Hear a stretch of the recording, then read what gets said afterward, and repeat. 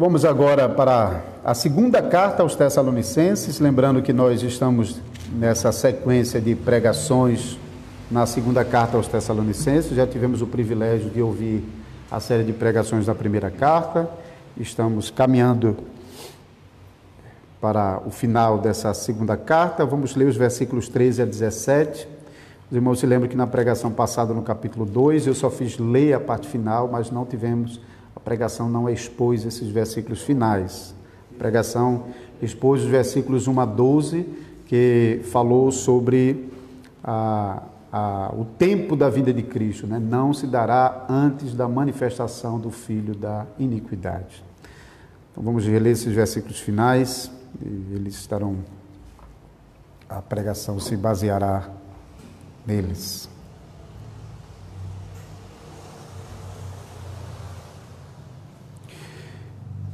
Então, segunda Tessalonicenses, capítulo 2, versículo 13 a 17. Entretanto, devemos sempre dar graças a Deus por vós, irmãos amados pelo Senhor, porque Deus vos escolheu desde o princípio para a salvação, pela santificação do Espírito e fé na verdade, para o que também vos chamou mediante o nosso Evangelho, para alcançardes a glória de nosso Senhor Jesus Cristo. Assim, pois, irmãos, permanecei firmes e guardai as tradições que vos foram ensinadas, seja por palavra, seja por epístola nossa. Ora, nosso Senhor Jesus Cristo mesmo e Deus o nosso Pai, que nos amou e nos deu eterna consolação e boa esperança pela graça, consolem o vosso coração e vos confirmem em toda boa obra e boa palavra. Antes de prosseguirmos, vamos orar ao Senhor. Senhor Deus e Pai Todo-Poderoso, onde há a eficácia, senão em Tu mesmo, Senhor, em que nos envias a Tua palavra e no tempo devido chamas pecadores que estavam mortos em delitos e pecados. E por meio do Teu Espírito Santo, Tu trazes à vida esses pecadores, para que agora, Senhor, arrependidos e confessando a fé no Salvador Jesus Cristo, possa glorificar o nome do nosso Deus e viver esta nova vida em Cristo Jesus. Por favor, nós te suplicamos que, mais uma vez, o Senhor possa abençoar a pregação da sua palavra, tanto aqui em nossa congregação, para benefício dos irmãos que estão aqui conosco e também para benefício daqueles que estão acompanhando de suas casas. Abençoa também a pregação fiel do Evangelho que está se espalhando pelo mundo todo. Todos os lugares, igrejas fiéis de Jesus Cristo estão se congregando em torno da Tua palavra e para ouvi-la seriamente, solenemente, com temor e santa reverência. Abençoa, portanto, os pregadores da Tua palavra e as igrejas de Cristo que se reúnem em torno dela. Em nome de Jesus Cristo. Amém.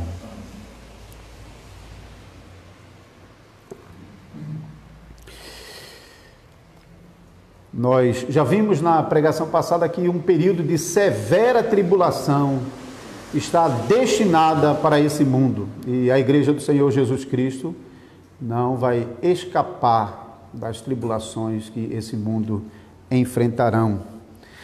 Será um tempo de angústia, de aflição, porque a mentira que já está presente nesse mundo, a mentira e o engano tendem a se intensificarem e particularmente será imensamente intensificada com a manifestação do Filho da impiedade. E então, na pregação passada, nós aprendemos, o apóstolo Paulo corrigindo o erro dos irmãos tessalonicenses que pensavam que a vinda de Cristo poderia vir antes da manifestação do Filho da iniquidade. O apóstolo Paulo corrigiu esse pensamento, mostrando que é necessário primeiro que seja manifestado o homem da iniquidade antes que Cristo apareça nos ares. E nos versículos finais deste capítulo 2, o apóstolo Paulo mostra que, apesar do horror que sobrevirá ao mundo pelas mãos do homem da iniquidade, inclusive para a igreja do Senhor Jesus Cristo que se espalha pelo mundo, nós temos motivos para render graças ao nome do Senhor.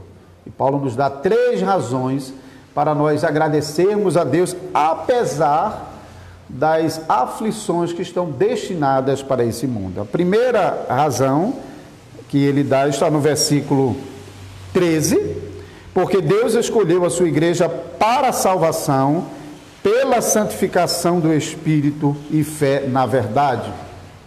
E o segundo motivo está lá no finalzinho já do texto, versículos 16 e 17, porque Deus também nos escolheu para a eterna consolação e boa esperança pela graça. E ele conclui no versículo 17, a parte B, porque Deus também nos escolheu para confirmação em toda boa obra e boa palavra. Então vamos... veremos ainda como a obra do Espírito Santo e a palavra de Deus estão aplicando essas bênçãos na vida dos eleitos, a bênção da salvação, da consolação e da confirmação. Então, em primeiro lugar, lemos, porque Deus nos escolheu para a salvação, pela santificação do Espírito e fé na verdade, versículo 13. Notem os irmãos que já aqui podemos ver o apóstolo Paulo contrastando a tribulação que está destinada a este mundo, e particularmente para juízo dos pecadores, com o destino dos crentes. Então, tribulação está destinada aos ímpios. A eleição está destinada, a eleição para a salvação é o destino dos crentes. A doutrina da eleição realmente é uma grande consolação, uma grande segurança e consolo à igreja diante dos constantes ataques e ameaças de Satanás nesse mundo. Porque não fosse o fato de que Deus já tivesse declarado que ele escolheu o seu povo para a salvação, a igreja, em meio aos ataques de Satanás e do mundo, poderia ter dúvida se ela seria preservada, se ela persistiria até o fim em meio a tantos ataques de Satanás e desse mundo. Mas por causa da promessa que Deus faz na doutrina da eleição, não importa o que possa acontecer ao mundo, Deus protege e preserva a sua igreja até o fim. Isso é certo para nós. Eu não sei se todos os irmãos estão cientes das notícias recentes, vinculadas em vários meios, sobre a nuvem de gafanhoto que deixou o Egito e se espalhou e chegou até ao sul do continente americano, e parece que até chegou a beliscar os estados do sul aqui do nosso país. E naquele momento um grande alvoroço e até jornais estampando nos jornais a manchete fazendo referência às pragas do Egito. E muitas pessoas ficaram com medo, e pessoas que não conhecem a palavra de Deus e não têm segurança da sua salvação em Cristo Jesus, temeram o destino da humanidade por causa desses ataques. Outra coisa que também foi mencionado nos últimos dias foi a nuvem de areia que invadiu alguns países da Europa. Então, esses acontecimentos, volta e meia, está causando medo nas pessoas. Basta a gente olhar para a nossa situação atual por causa da pandemia. As pessoas estão com medo. Estão com medo do vírus, com medo da doença, com medo de sofrer, com medo de morrer. Cada vez que coisas estão acontecendo, pessoas estão com medo. Mas não importa o que aconteça nesse mundo, Deus sempre protege e preserva a sua igreja. Não existe consolo maior para a igreja do que saber disso. Saber que pode cair um meteoro. Disseram que o meteoro exterminou os primeiros seres viventes do planeta. Mesmo que caia um meteoro, nós sabemos, Deus vai preservar a sua igreja. Seja qual for a tribulação, seja qual for a aflição que esse mundo tenha de passar, como nós já vimos na pregação anterior, Deus protege e preserva a sua igreja. Por isso o apóstolo Paulo realmente ele tem razão para dar graças a Deus, apesar daquilo que ele acabou de dizer, que o mundo vai experimentar severas tribulações, onde a mentira e o engano vão de fato dominar as populações mundiais, sendo arrastadas pelo homem da iniquidade. Mas exatamente por causa da doutrina da eleição, Deus sabe que Deus elegeu uma igreja para a vida eterna. Por causa disso, o apóstolo Paulo louva a Deus pela vida dos irmãos de Tessalônica. E nós também temos motivos para louvar a Deus também hoje. Então, longe de pensar na doutrina da eleição como uma doutrina que leva os crentes a viverem uma vida descuidadas das coisas de Deus, como os inimigos dessa doutrina costumam falar. Eles acusam que a igreja ensinando que Deus elege e escolhe pecadores, isso vai tornar pecadores desleixados, descuidados, descompromissados com a vida cristã. Mas o fato é que essa doutrina é grande fonte de consolo e de segurança para os crentes. Porque se Deus não tivesse revelado que já escolheu o seu povo e já garantiu o destino do seu povo, que certeza nós poderíamos ter de que seríamos preservados até o final?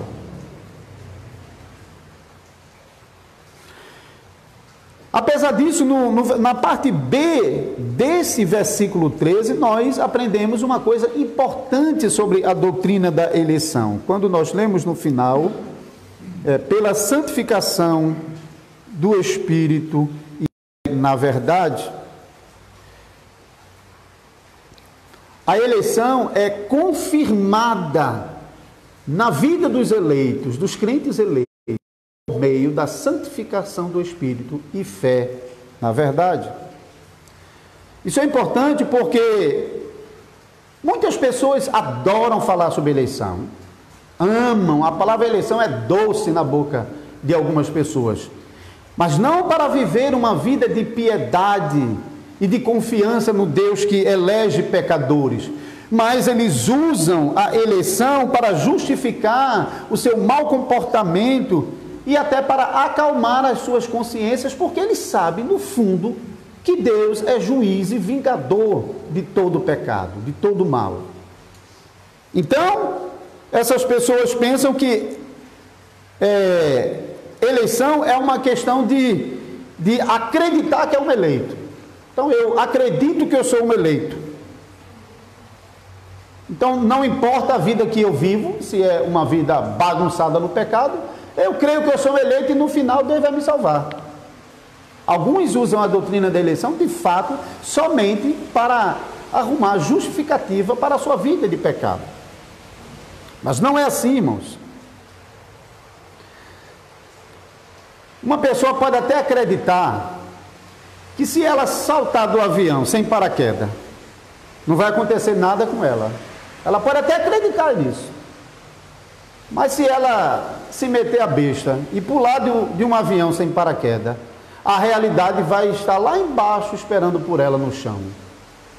E o que vai acontecer é que ela vai se esborrachar toda no chão. Da mesma forma, acreditar que é eleito não muda nada na vida de ninguém. Porque pessoas que estão simplesmente dizendo, não, eu acredito que eu sou eleito, então não importa a vida que eu estou vivendo, no final Deus vai me salvar. O que vai acontecer, na verdade, é que ele vai passar a vida toda dizendo, eu sou um eleito, e no final ele vai se encontrar com a verdade, que é Deus, e com o juízo de Deus, no grande julgamento de Deus, por causa dos pecados que testemunhavam contra a doutrina da eleição na sua vida. Os pecados em que ele viveu não falavam em favor da sua eleição, falavam contra a sua eleição. Porque aqueles que são eleitos, no tempo, esses eleitos vão provar a obra transformadora, poderosa do Espírito Santo na vida deles. Eleição não é uma decisão do homem, dizer, eu creio que eu sou eleito. Pronto, eu creio que eu sou eleito, então eu sou eleito. Não. Eleição não é uma decisão do homem. Eleição é uma decisão de Deus. Eu quero ler para os irmãos aqui, nos cânones de Dort, o primeiro capítulo dos cânones de Dort, o artigo 6, que fala sobre a doutrina da eleição. O grande sínodo de Dort redigiu a seguinte definição para a eleição: procede do decreto eterno de Deus conceder, no tempo devido, o dom da fé a uns e a outros não. Pois ele conhece todas as suas obras desde a eternidade e faz todas as coisas conforme o conselho da sua vontade, conforme Efésios 1:11. De acordo com esse decreto, ele graciosamente quebranta o coração dos eleitos, por mais duro que seja, e os inclina a crer. Entretanto, segundo o seu justo juízo, ele deixa os que não são eleitos em sua própria malignidade e dureza. E aqui especialmente nos é revelada a profunda, misericordiosa e ao mesmo tempo justa distinção entre homens igualmente merecedores de condenação, que é o decreto da eleição e da reprovação revelado na palavra de Deus. Embora os homens perversos, impuros e instáveis o distorçam para sua própria destruição, esse mesmo decreto proporciona consolo inexprimível às almas santas e tementes a Deus.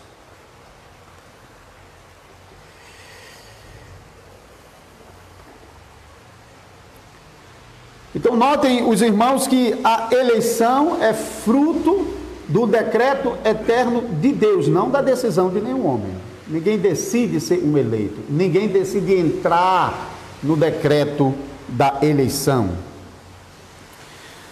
Agora, por que Deus decretou a eleição do seu povo e a santa destinação desses eleitos?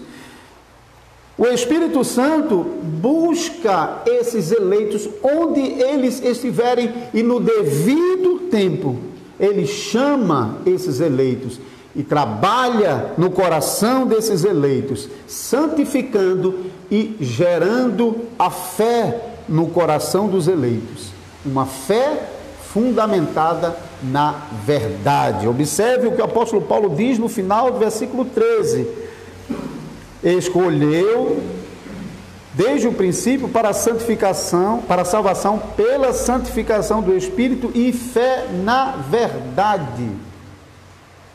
A santificação, a salvação, a eleição são obras do Espírito Santo fundamentado na verdade. Mais uma vez, nós podemos ver o contraste aqui que Paulo está fazendo entre a verdade e a mentira que domina já esse mundo e que será intensificada por ocasião da manifestação do anticristo, a mentira e o engano. Então, o Espírito Santo usa a verdade para gerar fé no coração dos eleitos que estão sendo chamados à salvação. Fé na verdade contra a mentira dos homens, que não pode fazer nada senão condená-lo. Essa verdade que o apóstolo Paulo está escrevendo, na qual o Espírito Santo fundamenta e desenvolve a fé no coração dos eleitos, é a fé que é proclamada no Evangelho. O apóstolo Paulo, no versículo seguinte, versículo 14, diz: para o que também vos chamou mediante o nosso Evangelho, para alcançar a glória do nosso Senhor Jesus Cristo. Então, essa fé que o Espírito Santo está desenvolvendo no coração dos irmãos estava baseado na verdade que foi proclamada pelo apóstolo Paulo e demais irmãos na cidade de Tessalônica.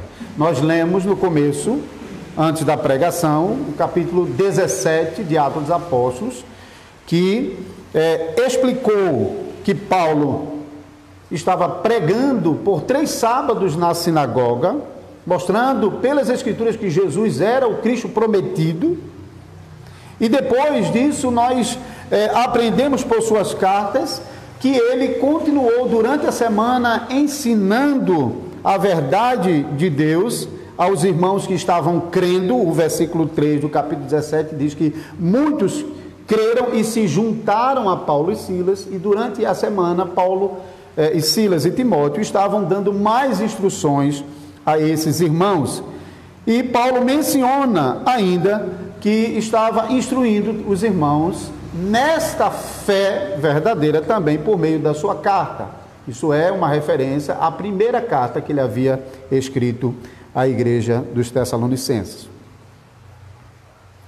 Então, o evangelho proclamado fielmente é o instrumento que o Espírito Santo usa para gerar fé no coração de pecadores escolhidos por Deus, e de gerar uma nova vida, de operar a regeneração na vida desses pecadores e santificar esses pecadores para Deus. O Espírito Santo não usa qualquer coisa.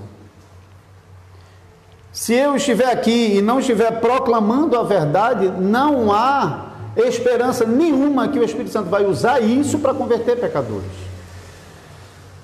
É na verdade que está a operação do Espírito Santo na vida de pecadores. Por isso é tão importante para a igreja que a verdade do Evangelho seja preservada aqui no púlpito. De vez em quando alguém pode dizer: não, eu saí daquela igreja porque eu vi que alguns membros não estavam vivendo corretamente. Isso é possível, somos pecadores e pode até ter havido falhas na disciplina de pecadores que estavam vivendo erradamente, como também pode ser o pecado dessa própria pessoa em se justificar com base no erro dos outros.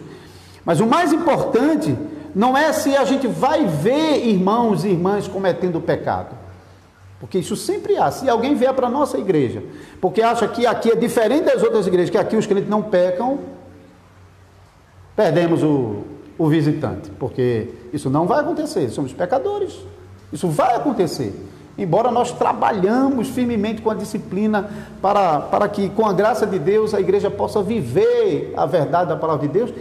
Mas somos pecadores e sempre experimentaremos esse tipo de situação na igreja.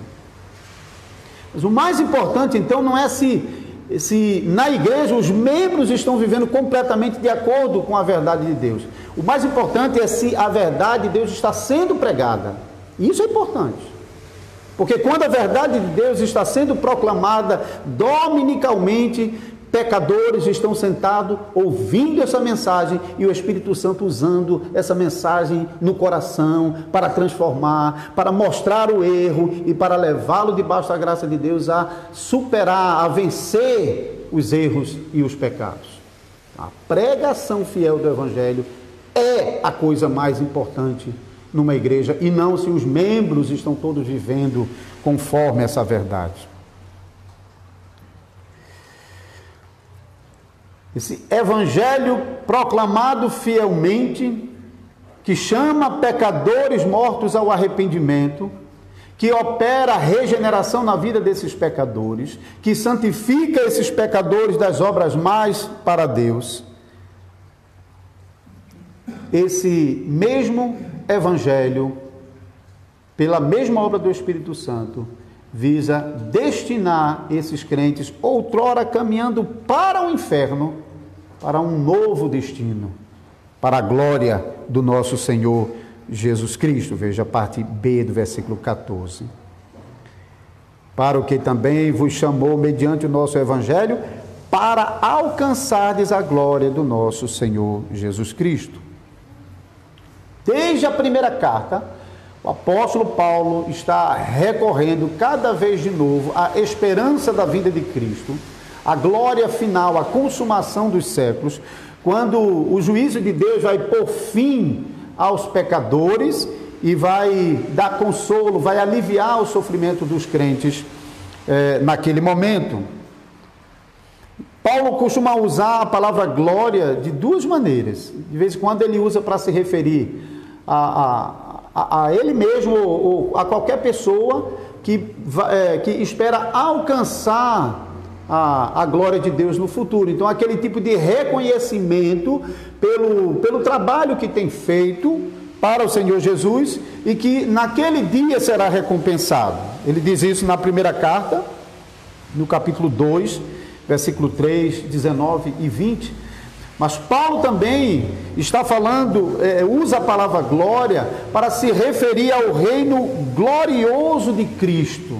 Aquele reino poderoso que há de se manifestar e de ser revelado no dia final, quando Jesus Cristo raiar nas nuvens do céu com poder e grande glória. Ele usa a palavra glória nas duas cartas, na primeira Tessalonicense e na segunda Tessalonicenses, para descrever esse reino poderoso de Cristo, o reino que acaba com a impiedade e o reino onde Cristo será rei no meio do seu povo para todo sempre. Então, para cristãos que estão vivendo nesse mundo em meio aos sofrimentos da vida, e de vez em quando o reino de Cristo parece que está ofuscado, porque pessoas estão olhando e parece que só conseguem ver o domínio da mentira, o domínio do mal, o domínio do diabo, o domínio desse mundo caído, e não conseguem, em meio a essa nuvem de dominação ímpia, não conseguem perceber a glória do reino de Deus.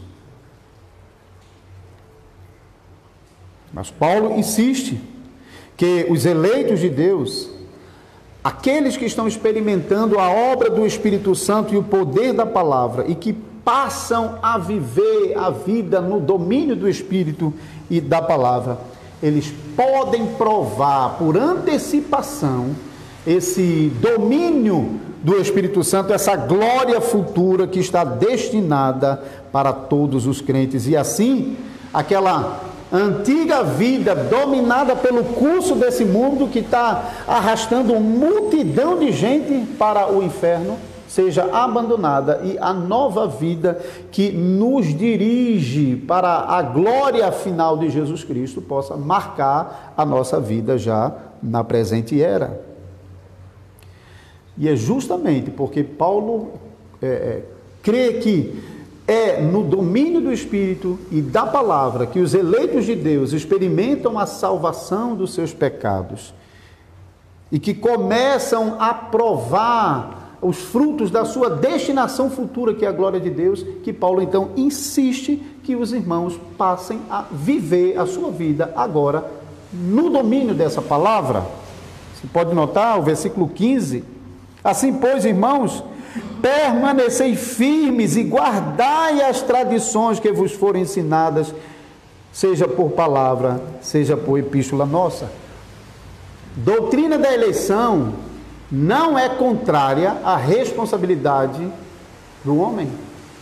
Os pecadores que foram eleitos, escolhidos por Deus, e que no tempo experimentaram a obra poderosa do Espírito Santo por meio da palavra, esses pecadores são chamados por Deus a viverem pela palavra.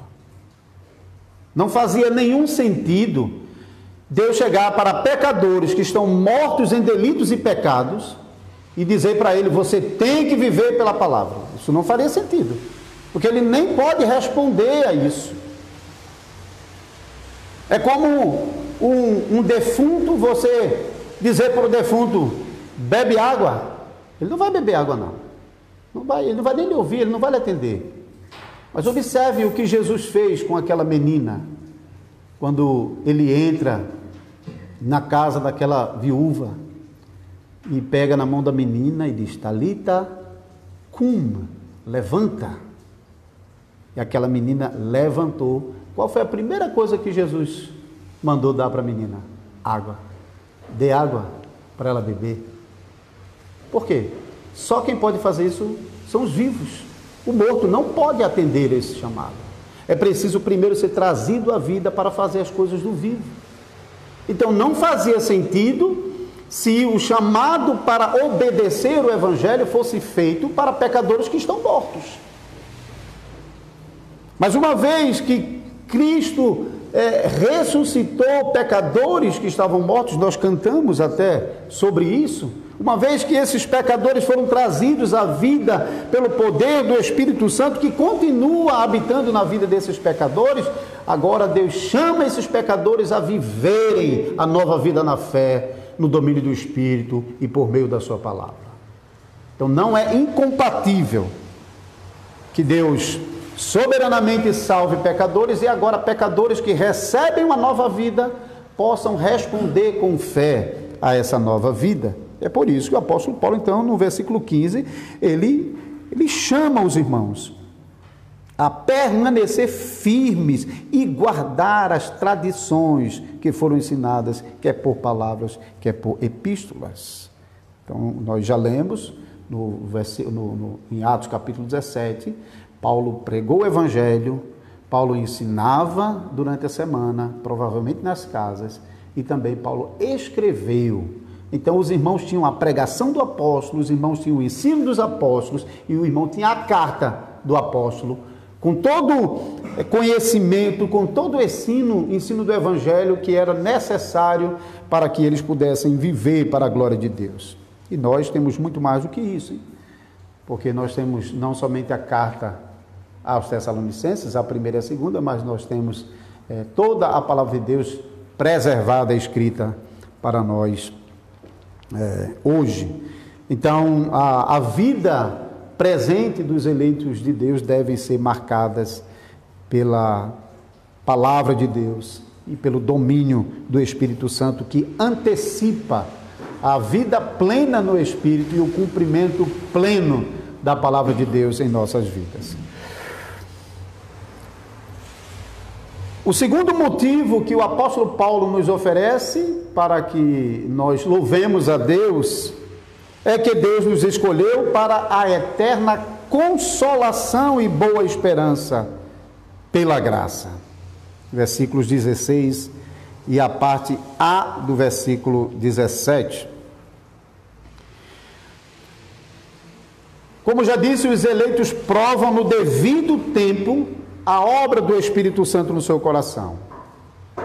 E por causa dessa obra do Espírito Santo no seu coração, os eleitos podem ter certeza da sua eleição. Eles podem de fato ter grande confiança na eleição, mas não é por ficar investigando no coração as obras secretas de Deus. Será que Deus trabalhou no meu coração? Será que eu estou sentindo aquele friozinho no coração que mostra que eu sou um eleito? Isso é coisa de mormon, né? De esperar que tenha aquele gelinho no coração que testemunhe em favor de que a pessoa realmente foi tocada por Deus. Não, a Bíblia não ensina a gente ficar procurando os mistérios e as profundezas de Deus curiosamente. Mas a palavra de Deus nos chama a observar os frutos da eleição em nossa vida. Verdadeira fé em Cristo Jesus, amor filial por Deus, profunda tristeza por causa dos nossos pecados persistentes e aquele desejo, aquela fome, sede de justiça, de que a vontade de Deus domine esse mundo. Esses frutos marcam a vida dos eleitos.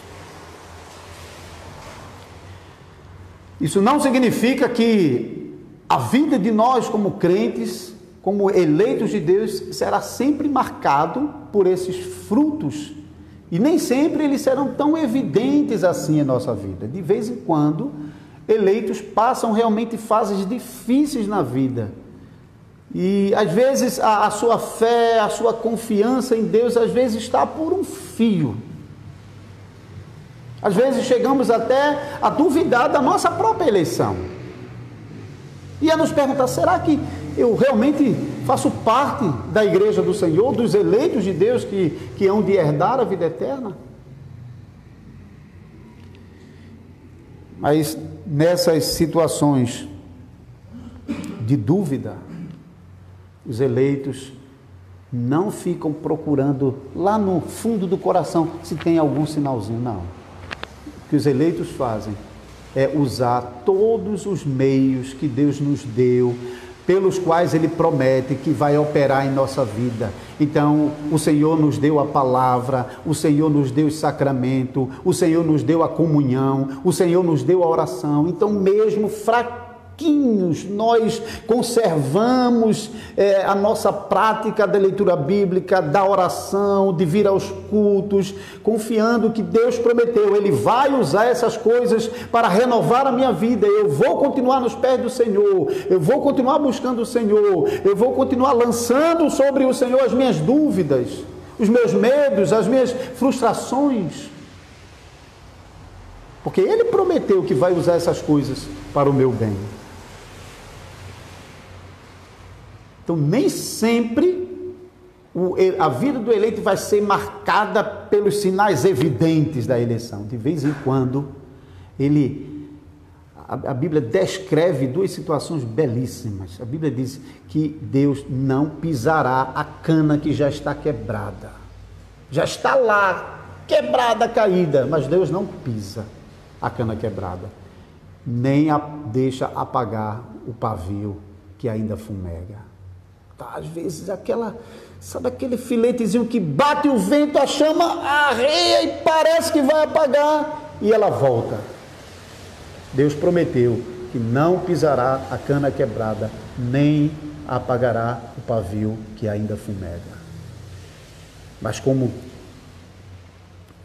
que um pedaço de carvão que já está sendo consumido pelo fogo, Deus vai lá e nos arrebata do fogo, nos salvando, como tição tirado do fogo, diz a palavra de Deus.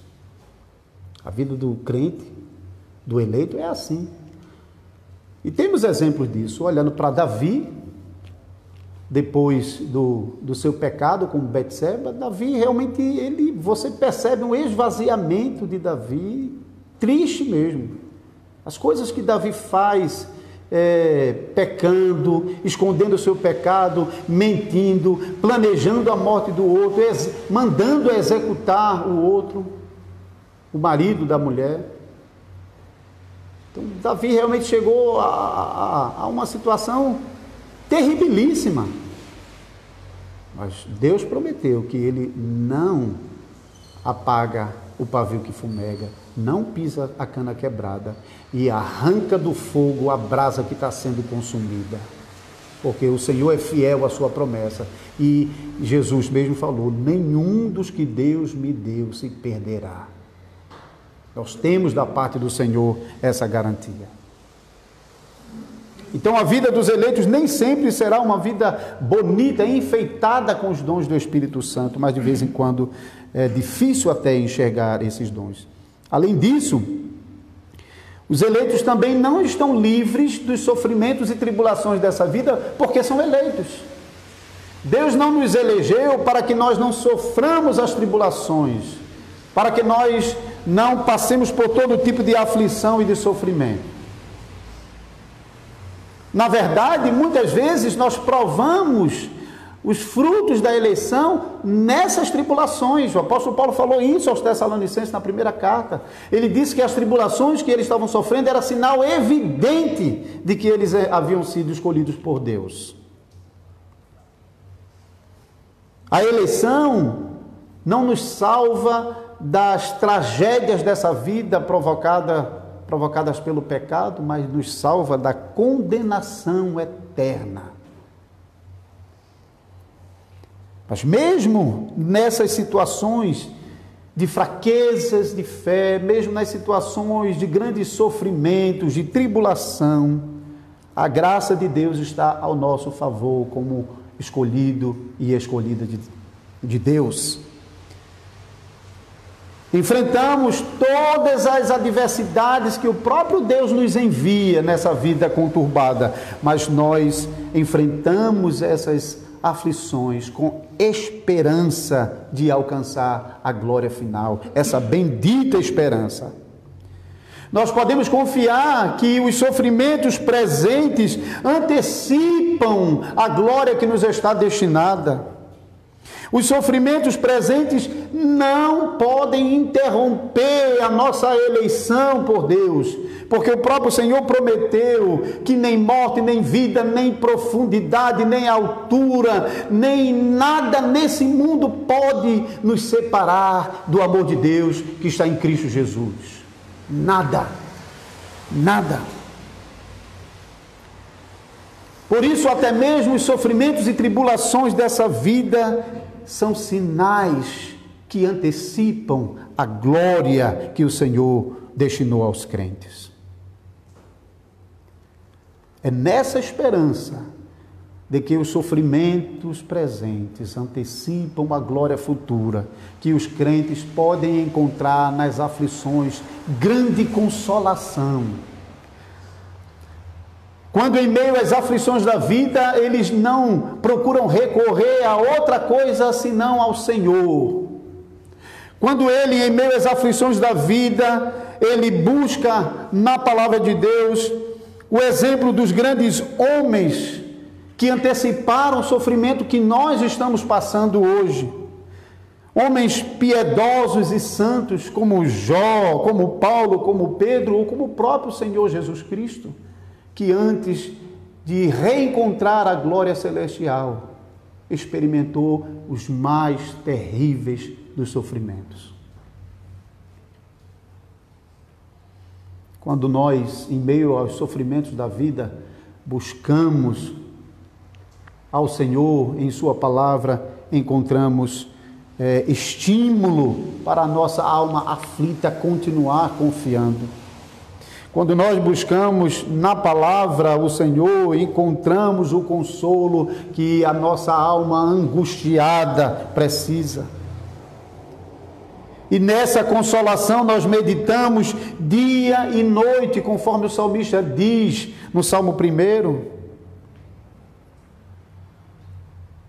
Meditando na palavra, a nossa alma pode encontrar alívio nos sofrimentos presentes, não em razão de os sofrimentos acabarem, mas em razão de a nossa alma estar tão unida a Cristo que não importa o que vão fazer com o nosso corpo. Foi nessa confiança que grandes homens de Deus do passado não tiveram o menor receio de provar a morte.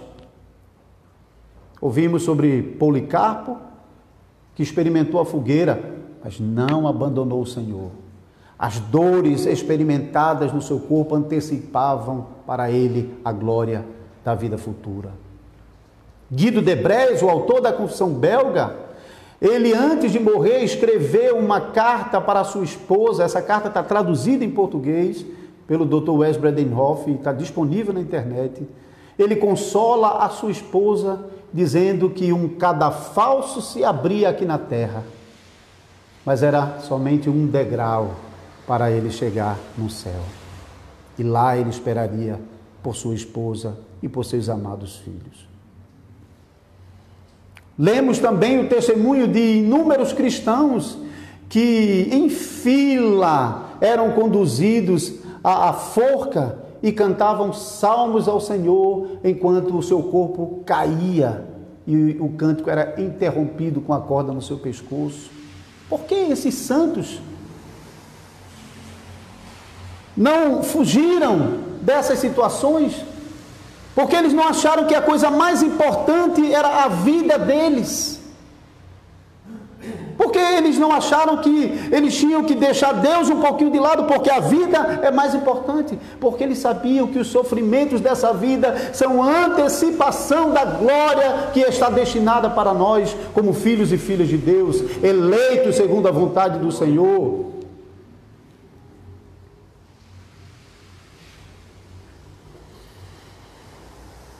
Terceiro motivo que nós lemos nessa passagem para render graças ao Senhor, porque Deus nos escolheu para confirmação em toda boa obra e toda boa palavra.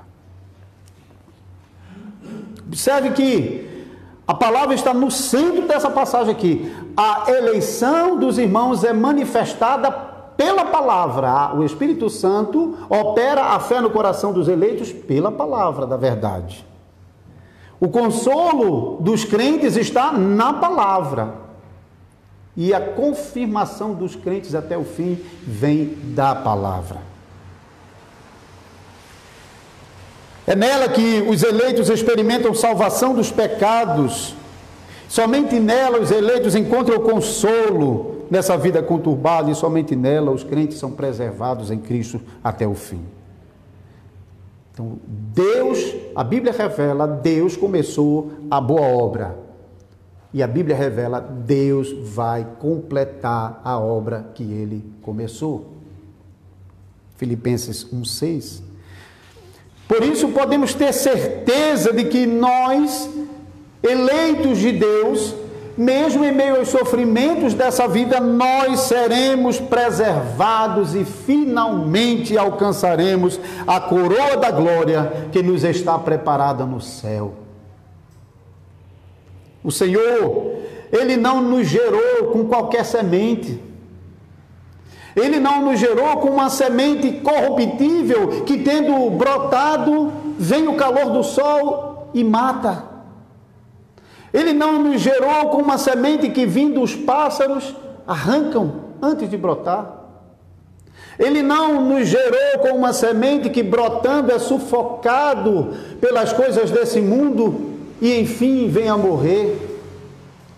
Nós lemos na palavra de Deus que nós fomos gerados por uma viva esperança, com uma semente incorruptível. Por isso, amados irmãos e irmãs, continuemos nessa vida provando a boa palavra de Deus, nos consolando, crescendo nela, conhecendo mais o Senhor e amando mais o Senhor segundo a sua graça. Permaneçam firmes nesse evangelho e guardem toda a verdade que receberam dos apóstolos.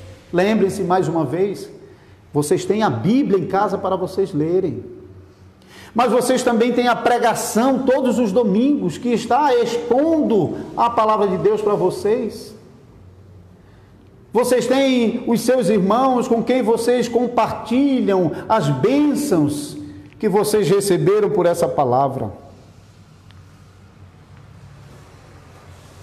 Mantenham essa verdade. Lutem por essa verdade contra a mentira dominante nesse mundo. Mas também viva essa verdade no domínio do Espírito Santo, para nela encontrar consolo, segurança e confiança até a vinda do nosso Salvador Jesus Cristo. Amém.